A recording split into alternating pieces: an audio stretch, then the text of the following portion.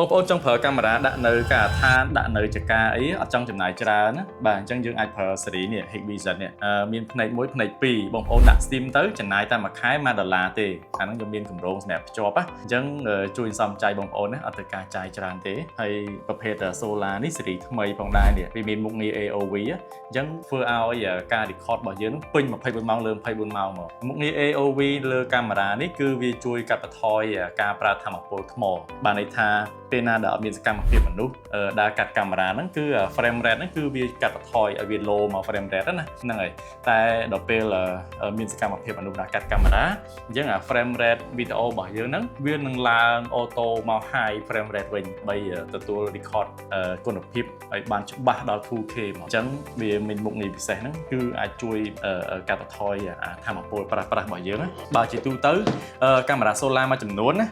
ប្រើបានពេញមួយថ្ងៃឯងអាឡុតថ្មឯងបាទអញ្ចឹងគឺវាខុសគ្នាលើចំណុចហ្នឹងមុខងារ AOV បងប្អូនកុំភ្លេចសួររកប្រភេទមុខងារ AOV ណាជាមួយនឹងប្រភេទកាមេរ៉ា solar ថ្មីឯងបាទទោះបីជាឥឡូវដូចខែភ្លៀងផងអញ្ចឹងមេឃស្ទុំម៉មអីក៏វាអាចដំណើរការ24ម៉ោងលើ24ម៉ោងដែរដោយសារតែវាមានថ្មនេះថ្មវានៅជាប់នៅតួនឹងកាមេរ៉ាថ្មវា8វ៉ាត់បាទ9000មីលីអាំពែម៉ោងណាបាទអញ្ចឹងល្អមែនតើហើយបងប្អូនចង់ប្រើជាមួយភ្លើងរ៉ុតក៏បានដែរអត់ចាំពាក់ solar អញ្ចឹងមុខងាររបស់វាទូទៅគឺមានពង្វល់បាន360ដឺក្រេហើយបាទនេះ lens 1ណាបើ lens 2អាខាងលើនេះ fix នេះអាខាងលើនេះ fix ជាប់អាខាងក្រោមនេះពង្វល់360ដឺក្រេអញ្ចឹងយើងអាចនិយាយឆ្លងឆ្លើយគ្នាពីចម្ងាយបានយ៉ាងស្រួលបាទ speaker វាធំណាបាទ speaker ហ្នឹងគឺវាអាចពលឺសារ៉ែនបានទៀតអញ្ចឹងបងប្អូនអាចដេញចោលបានណាហ្នឹងហើយមើលតែសកម្មភាព